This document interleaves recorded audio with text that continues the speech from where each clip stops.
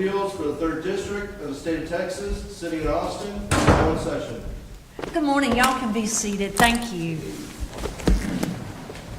All right. Well, welcome to the 3rd Court of Appeals, folks. Also, welcome Westlake High School. It's a pleasure to have you here as well today. Justice Kelly and Justice Ellis and I are thrilled to have you here today for this argument.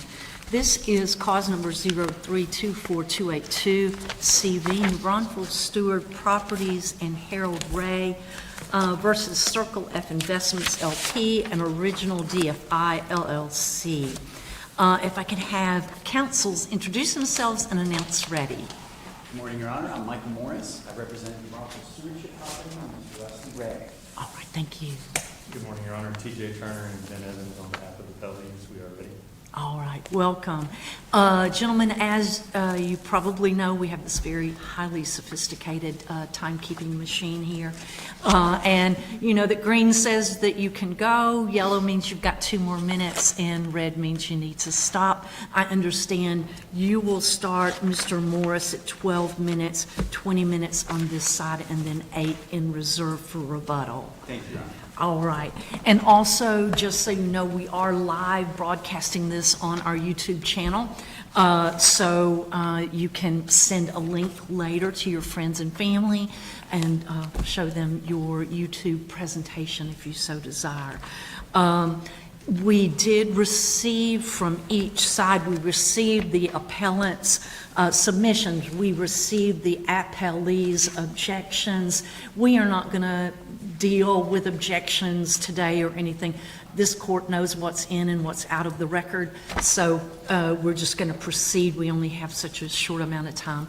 We'll just proceed to the heart of the matter, and I think you might be expecting and should expect quite a few questions today. So let me turn the floor over to you, Mr. Morris. You may proceed. May it please the court, Yes, sir. counsel. In 2017, Mr. Flack approached New Braunfels Stewardship asking to lease 2 metal warehouses on their dilapidated, hardscrabble property in New Braunfels, Texas. The 4 friends of New Braunfels Stewardship that had scraped together their nickels to buy the warehouse space agreed to rent these to Mr. Flack, who put the leases in the name of his 2 LLCs, ODFI and Circle. In 2019, the owners, New Braunfels Stewardship, evicted Mr. Flack and his LLCs from the property. Mr. Flack appealed to the county court at law after losing the eviction hearing at the Justice of the Peace. In 2022, Comal County Court at Law jury heard 3 days of testimony on the eviction appeal and unanimously found that Circle LLC had breached the lease on the back building and that ODFI had breached the lease on the front building. This is tab number 9 in your binders. Mr. Flack again appealed that eviction to this court and cause number 0322-00696. And on October 29th, 2024, Justices Baker, Triana, and Smith affirmed the eviction. This is tab number 8 in your binders. In the meantime, Mr. Flack filed this occasion in Comal County District Court for wrongful eviction. Case went to trial in December 2023, and a new jury, hearing only half the story and half the evidence, awarded $2 million breach of lease to ODFI, $2 million breach of lease to Circle, $1 million to Circle for fraud claims, $2 million in unjust enrichment, and $600,000 in attorney fees, for a grand total of $7.6 million, or $1.2 million more than Mr. Flack's pie-in-the-sky request that he asked of the jury.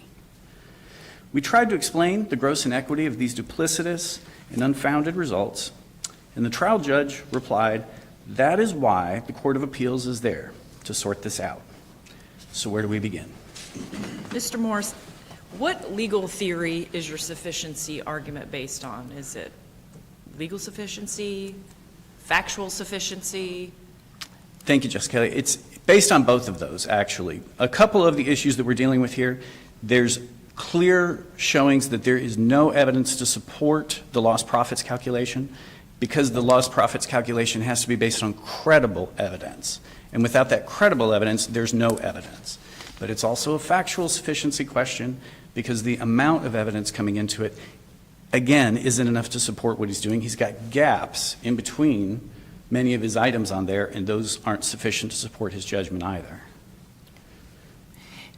Also, I'm going to dive pretty deep here, Mr. Morris. Yes, Justice. The way I see this is your summary judgment argument first. If you went on summary judgment, I see this as a remand and a new trial.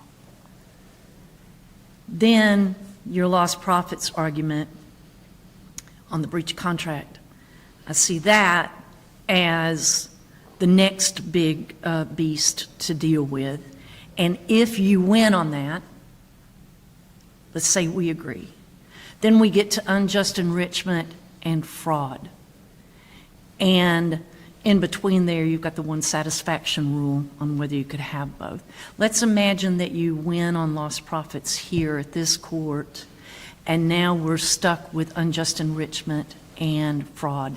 And let's assume for a brief moment that we believe that there's some evidence, there's legally and factually sufficient evidence on those bases, on fraud and unjust enrichment. And let's put Mr. Ray out for the moment, just the entity. What are the damages if that is the case? If according to what you're proposing, the breach of contract case has been removed and there are no ability to bring that back, because that would mean this court had reversed and rendered on those issues, and so therefore those would be gone. He would then have the question of what would be the damages naturally procuring from a claim of fraud. Of course, we have very little evidence of that fraud, and none, as far as I'm concerned, that is sufficient to justify it. And is it fraud or fraudulent inducement, or both? Well, they never submitted fraud by admission to the jury, and they never submitted fraudulent inducement to the jury. They only submitted common law fraud. I don't know if we were remanding for a new trial, if that would be the same. But let's take, for example, just that first issue of common law fraud. The fraud they're complaining of occurred, I think, on December 28th of 2018, in which they have a statement by Mr. Hickman, who's passed away. His son is here, Mr. Jim Hickman. But Mr. Hickman says, come on, let's do this. We'll get you, if this parking lot holds you up, we're going to give you $5,000 a month, some sort of damages. That would be the argument over that $5,000 a month, and that would be the natural damages he would incur from that. The dispute would be, was it contingent on us holding him up or not? The other fraud they complain about, and is presented to the trial court, that fraud was there some sort of argument that the wrongful stewardship was out of cash? Again, that was made by Mr. Jim Hickman, not Mr. Rusty Ray.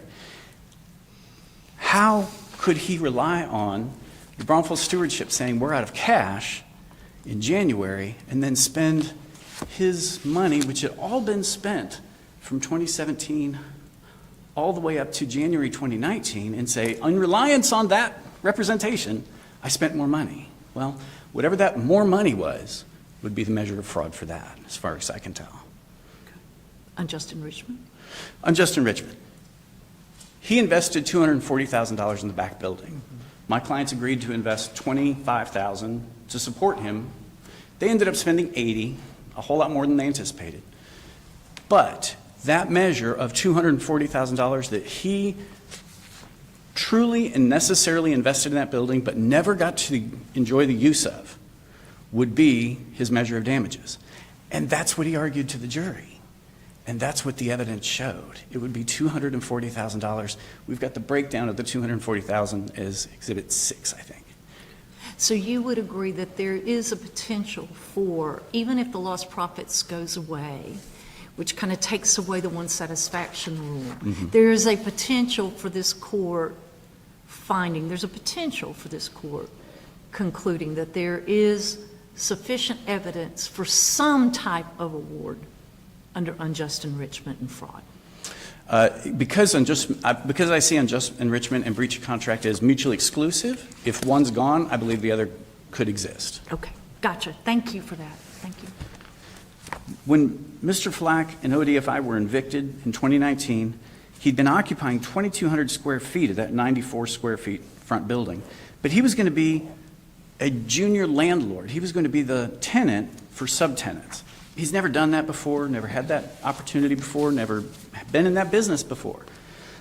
So he was going to be subletting that property, and he inquired about how he was going to do his different subtenants in there, and so he approached Papa John's. And Papa John's Pizza gave him a letter of intent, partially executed, and that is the basis for his income to measure for that front building. The problem with that letter of intent, Papa John's was getting the end cap next to the road, the most visibility, with a drive-through, the best prime cream of the crop piece of that property. But instead, Mr. Fleck just decided, I'm going to take that $26 per square foot they agreed to and spread it over the entire building. Hopeful, speculative, not based on reasonable certainty. And your client, if I remember correctly in this record, chose to rely primarily on just cross-examination of those witnesses, attempting to poke holes in their evidence, as opposed to having your own expert witness. Is that correct? We had experts based on CPA testimony and the examination of the tax records and those kind of things. You're correct. We did not have a real estate commercial expert present at trial. Okay. So that unknown quantity of whatever that income would be only had two expenses that Mr. Flack proposed being removed from that. He proposed his rent to the landlord, the owners of the building, the Braunfels Stewardship, and then he proposed the cost of the build-out for each of these little tenants. Those were his only two expenses he incurred. But that can't be the case. We know for certain, according to his own testimony and that letter of intent, that there were many more expenses that he would have been involved in, and he needed to take those into consideration. First of all, just the management of advertising space, controlling the space, hiring a broker for the space, the management of all the pieces of property in between and repairs for the common area and non-common area spaces.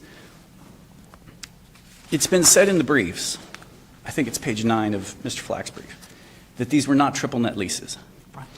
I would ask you to look at Exhibits 1 and 2.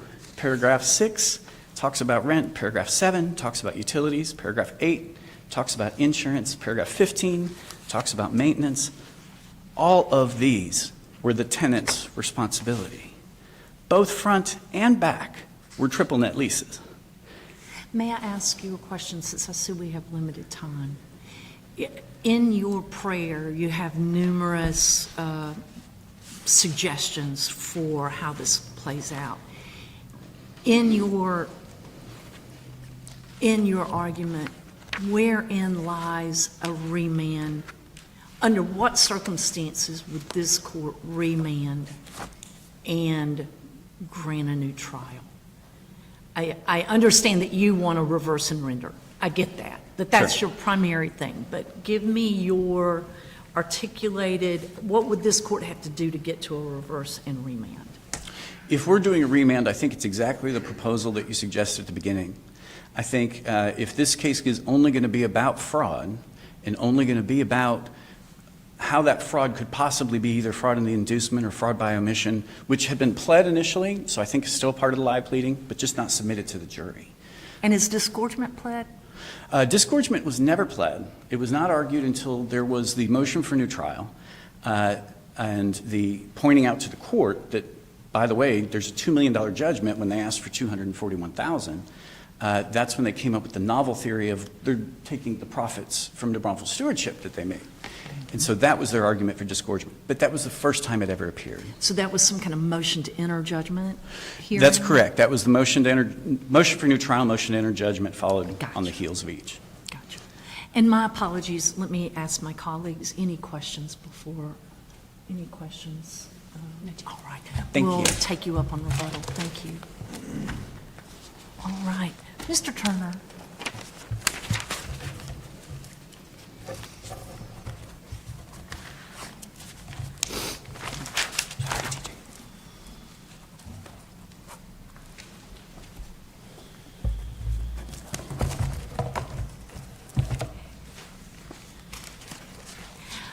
And certainly, Mr. Turner, I would love for you to answer that same question that I asked Mr. Morris about the summary, kind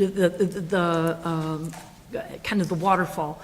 If I believe that the summary judgment stands, and I agree with him that the lost profits are gone, tell me about unjust enrichment and fraud and what your damage argument is, if I think there's sufficient evidence for those two causes of action. First of all, may it please the court. Yes, sir. Counsel, and I would like to start by thanking the court and counsel for accommodating my request to postpone oral argument. I apologize for any inconvenience that may have caused. I will tell you, there was another very eager high school group that wanted to see this oral argument 2 weeks ago, but this wonderful high school group got to see this one today, so hopefully the other high school is watching online today. Hopefully no harm, no foul, but thank you again to counsel as well. Absolutely. Judge, as I understand the question, it is if summary judgment were to stand, if the summary judgments were to stand, but that the court found insufficient evidence of lost profits, such that that would eliminate our breach of contract cause of action, and the only remaining claims would be fraud and unjust enrichment, what would our damages be in Yes, that sir. case? Right. So the I mean, I damages. know what the jury said, but what did you argue to the jury? So Not motion for new trial, to the jury. what we argued to the jury and what the jury heard, and counsel is correct, when we gave our summary arguments at court, we pointed most specifically to the money that was spent to improve NBSB's property by our client, and the money that they promised to award, to pay our client if the parking lot was not completed by September of 19, I believe. But we did argue that NBSP should not be able to enjoy the profits that it's realizing now because of the improvements that our client made to their property. Mr. Morris, I don't think he did it on purpose, but he characterized the entire property as dilapidated when our client encountered it, and that's not quite correct. There are 3 parcels on the property. 2 are really at issue here. The front building, what we call the front building, was already built out, and it was already occupied at the time of trial and at the time that Mr. Flack encountered the property. The back building was a dilapidated corrugated metal shed.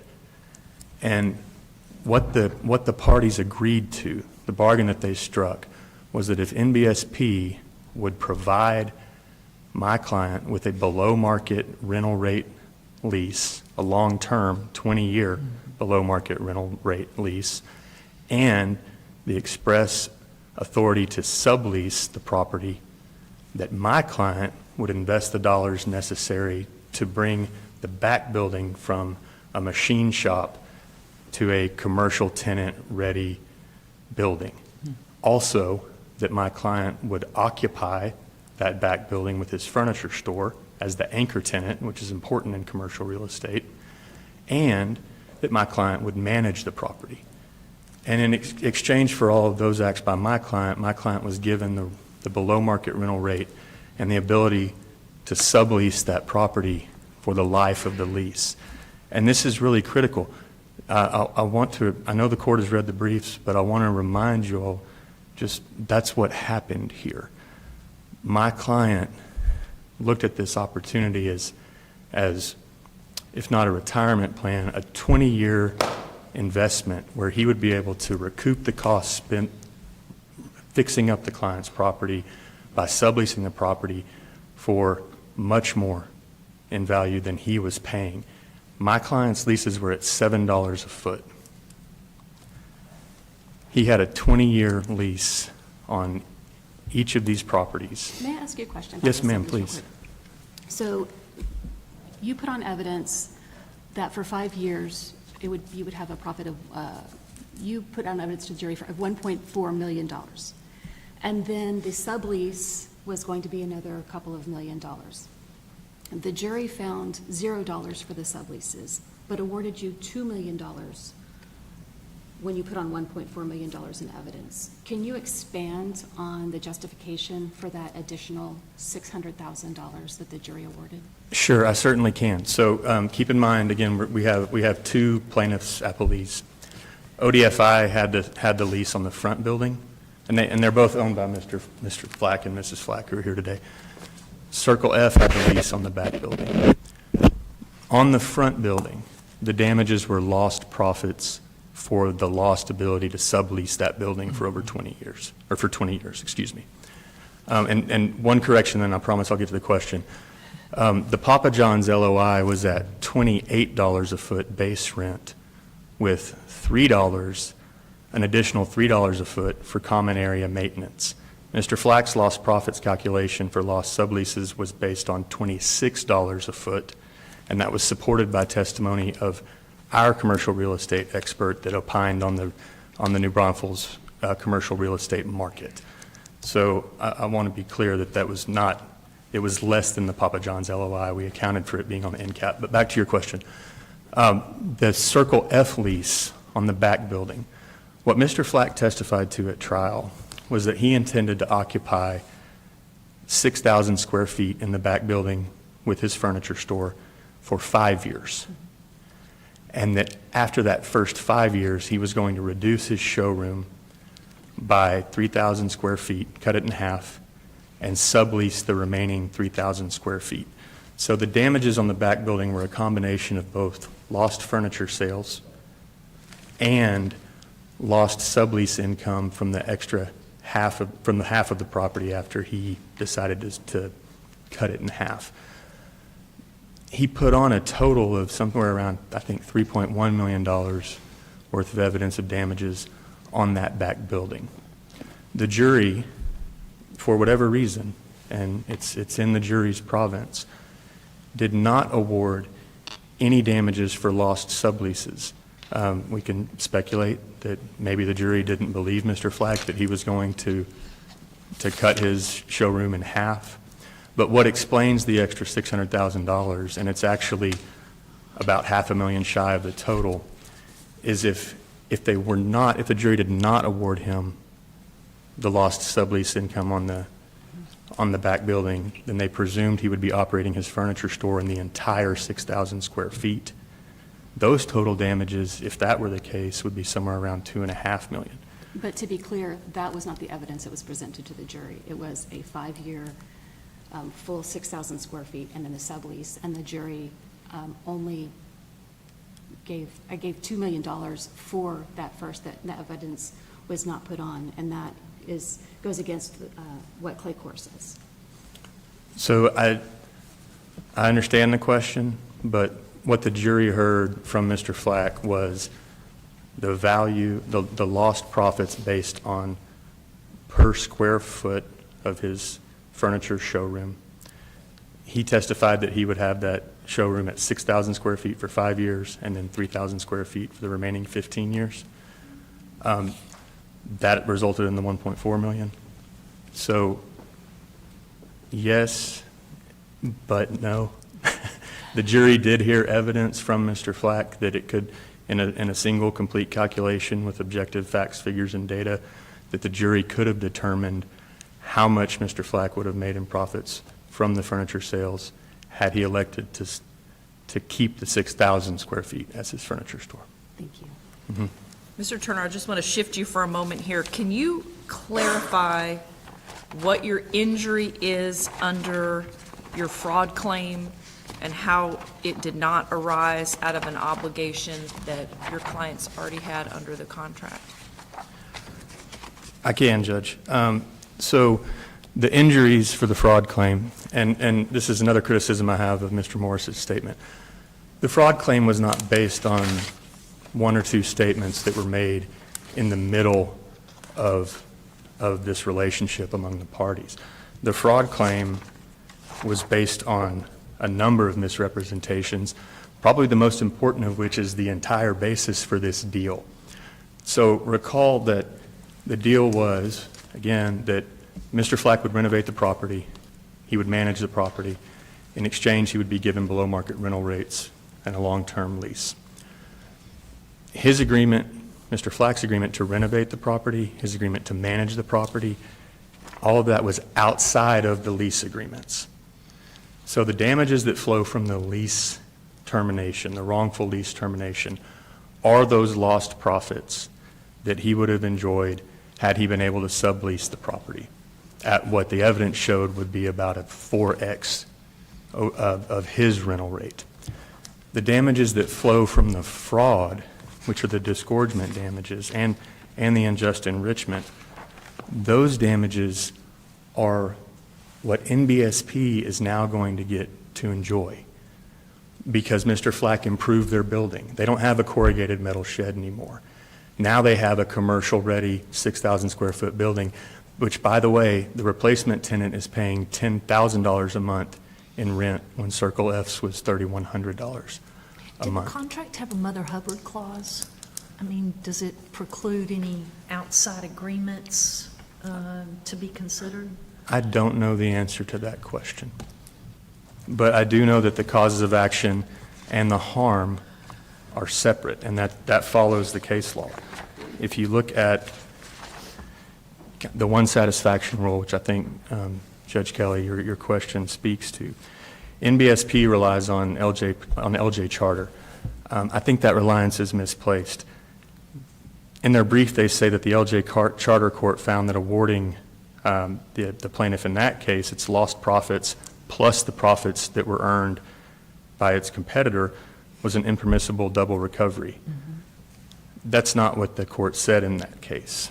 The court said that awarding those damages twice for the same injury under separate theories was a double recovery. If you read on in the opinion, the LJ Charter Court actually allowed the plaintiff to recover for both breach of contract and unjust enrichment as a measure of damages for the fraud.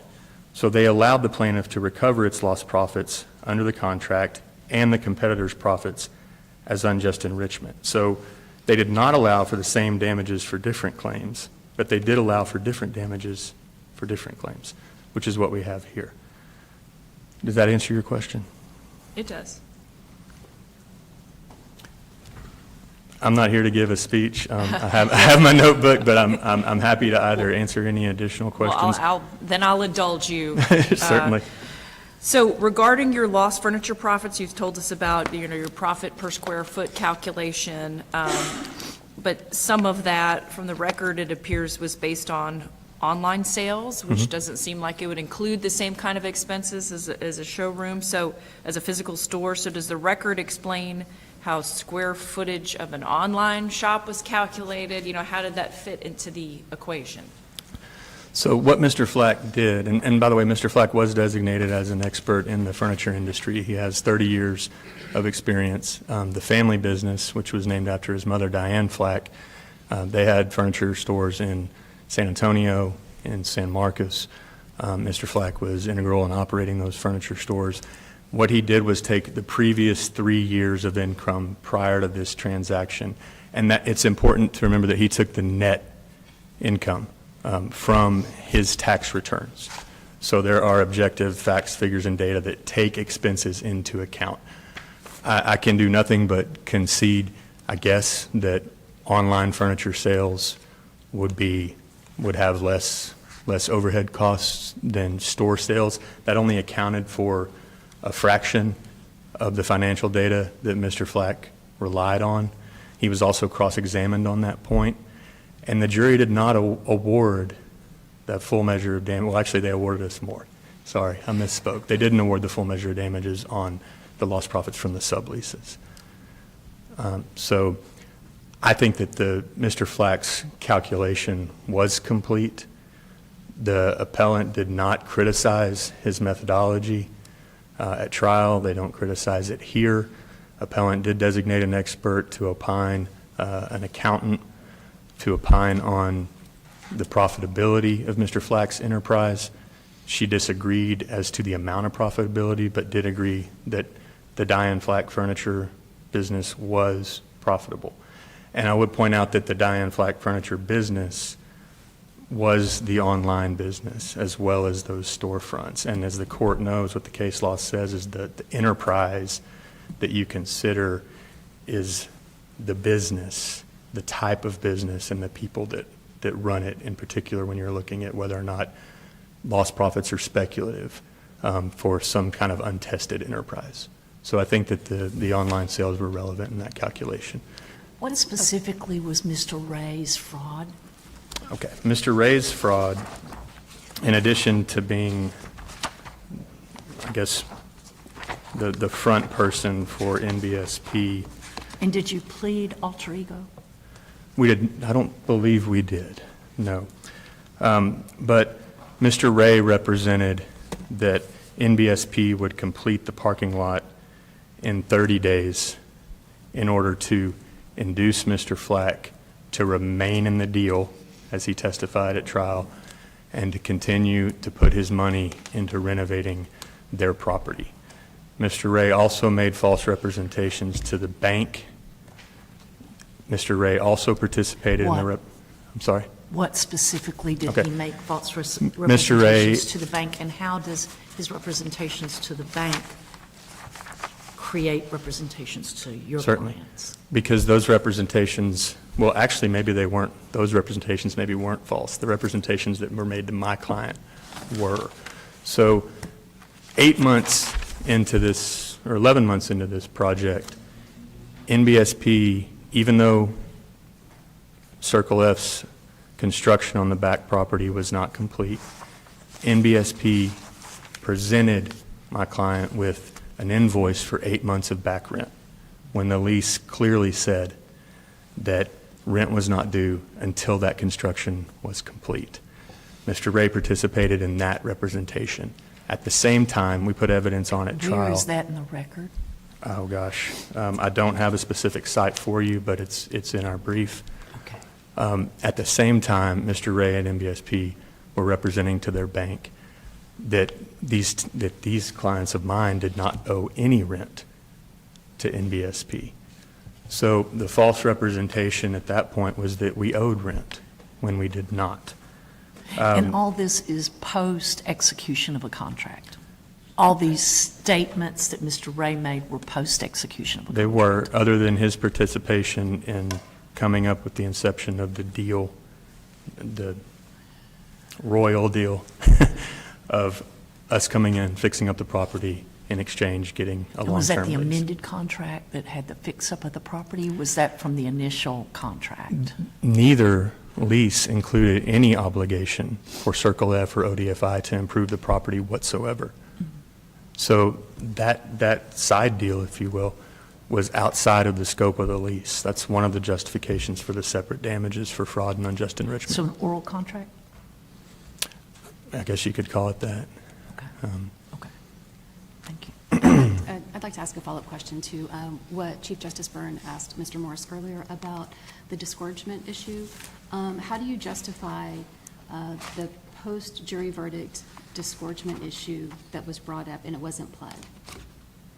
So we did not plead the specific word disgorgement, but we did plead unjust enrichment and and fraud. And disgorgement is a type of damage that's available for fraud and unjust enrichment. We're a notice pleading state. I think the plaintiff was on notice that we would be seeking any profits that NBSP would be enjoying because of the improvements that we made to the property. We argued that to the jury. The jury heard evidence of the leases that NBSP has in place now after having evicted us, many of which are $20 more per foot than what we were paying. So I'll acknowledge that we didn't say the word disgorgement in our petition, but we did put plaintiff on notice, plenty of notice under the standards and Texas Rules of Civil Procedure that we would be seeking those damages. I acknowledge you've got a little bit of time left, and I'd love it if you'd just be able to wrap up what you're seeking from this court and any other last comments Sure. that you'd like to make. We are seeking, most importantly, we're asking the court to affirm the award of the jury and the judgment of the trial court. As I started out saying And earlier. how do you get over the one satisfaction rule if you're asking us to affirm the jury's award? I'm sorry, I don't understand The the one question. satisfaction rule related to lost profits plus unjust enrichment and Certainly. fraud damages. How do you get past the one satisfaction? We cite several cases. As I pointed out earlier, the case relied on by the appellant, LJ Charter, doesn't say what they say it says. We cite several cases, the McLeod case from Eastland, 644 Southwest 3rd, 792, the McCullough case, 435 Southwest 3rd, 871, and the Premier Pools case, which is an unpublished opinion from Dallas, 2016, Westlaw, 425, 8830.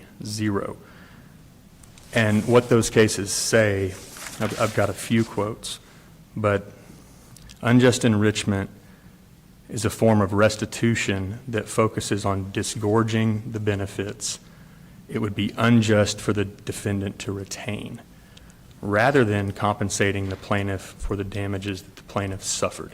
That's from the McLeod case. Chief Justice Bailey wrote that opinion in 2022, and he allowed, in that case, for recovery of breach of contract and disgorgement via unjust enrichment when there were agreements and conduct outside of the contract at issue in the breach. In the McCullough case, the court allowed a client who sued an attorney to recover the amount of a contingent fee for the breach of contract and disgorgement of the amount of the fee from the attorney. In Premier Pools, the court allowed the plaintiff to recover its lost profits as well as the defendant's lost profits via disgorgement and unjust enrichment. So in that case was a trademark infringement case. So Premier Pools, there was another Premier Pools. They gave the plaintiff in that case an affirmative award of the plaintiff's lost profits for business they lost and the defendant's profits that they gained, presumably from customers that would have otherwise gone to the holder of the trademark. Do you believe that this law is limited to trademark infringement and fiduciary cases and not an arm's length case, as you've got two really smart business people here and they're not fiduciaries of each other? I do not, Judge. And that's shown, the Premier Pools opinion doesn't limit that holding to just trademark infringement. The instructive cases, some of them involve fiduciary relationships, but they likewise don't limit that theory. And there's one quote from Premier Pools that I think is important. Lost profits are compensatory and are awarded to restore the plaintiff to its position ex ante. Disgorgement of profits is intended to eliminate unjust enrichment to the defendant by directing it to the plaintiff. These are separate harms. The damages are intended to address separate conduct, separate harm. They don't violate the one satisfaction rule. Thank you. If I may, I have one last quote. Yes, please. For the court. Thank I interrupted you, so yes, sir. This is a quote I'd like to close with from the Southwest Battery Corp. Versus Owen case. This is a 1938 Texas Supreme Court case that is sort of the progenitor to a lot of our lost profits cases in particular. It is impossible to announce with exact certainty any rule measuring the profits for loss for which recovery may be had. A party who breaks his contract cannot escape liability because it is impossible to state or prove a perfect measure of damages. That's all I have unless the court has any more questions. Thank you, counsel. Thank you, Judge. And Mr. Morris, to wrap up, sir.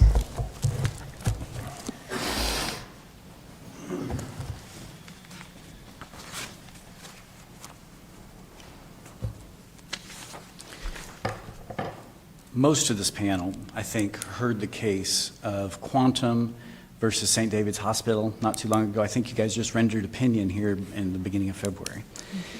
That case, the litigants were at least smart enough to come to the court and say, we're not asking both for breach of contract and civil conspiracy based on tortious fraud. They did the hard work for you.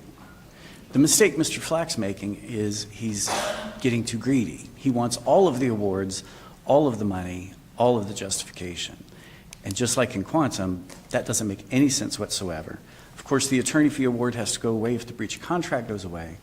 But let's talk about fraudulent inducement for just a second. If you look at tab 5, in the exhibits, you'll see that there was a letter sent to Mr. Flack. Now, I need to apologize. On my piece of paper introducing it and on the table of contents, I've got it labeled December 28th. It's actually January 28th. It's clearly at the top of the letter, so I apologize for that. And isn't there an objection to that tab? This was part of our summary judgment evidence, and they objected to the summary judgment evidence. It contained some conversation about what a settlement would look like, and so the judge wouldn't let us bring it in until the second part of the trial, when they were there to discuss the punitive damages associated with fraud.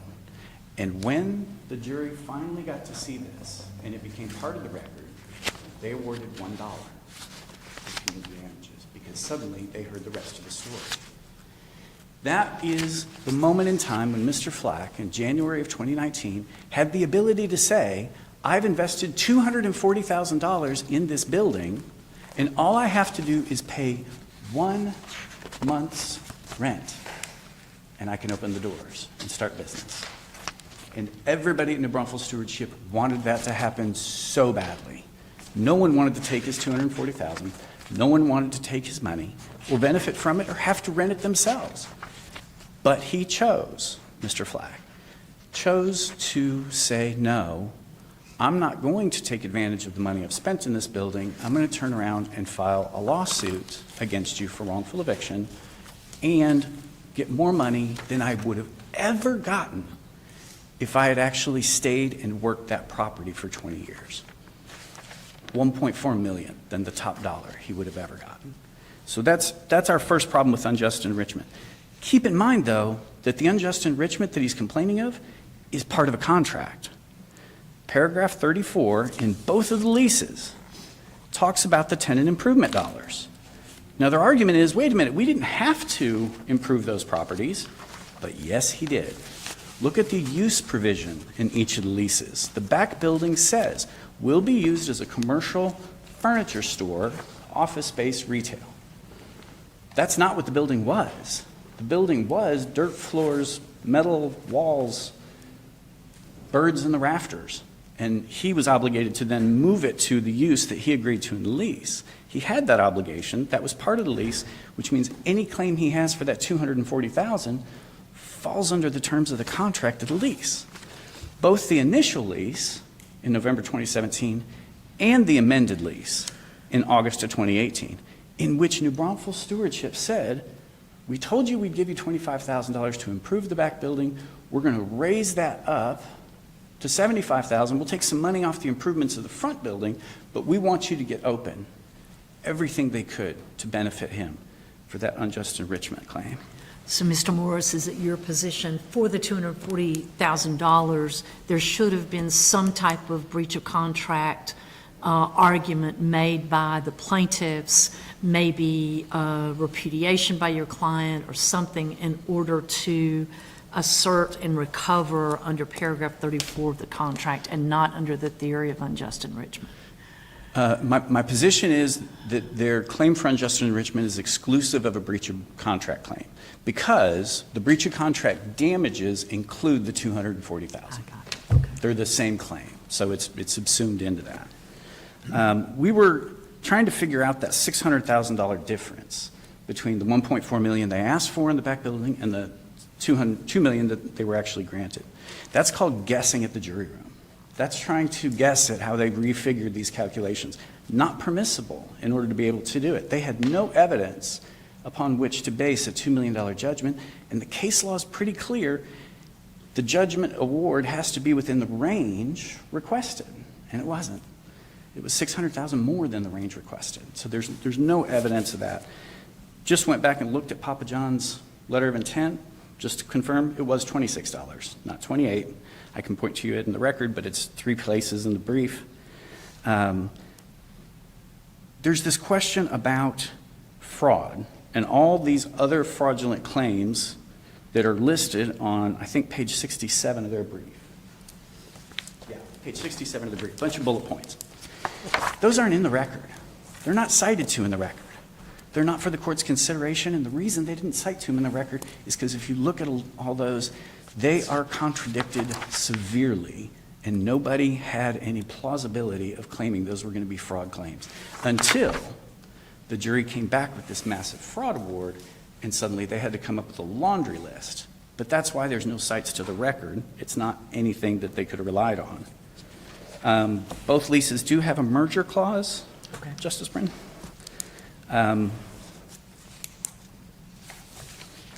Real quick, the online sales issue. Online sales, obviously, that was they mentioned it was fractional, just a part of what they were asking for the damage model for the back building. But the online sales was their best year. That Cherry picked that year because it was the best year of sales they had. And it was the years while they were building this building to move into and not be online anymore. That's fabulous, but it has nothing to do with their previous sales in San Marcos, which, by the way, he admitted on the stand.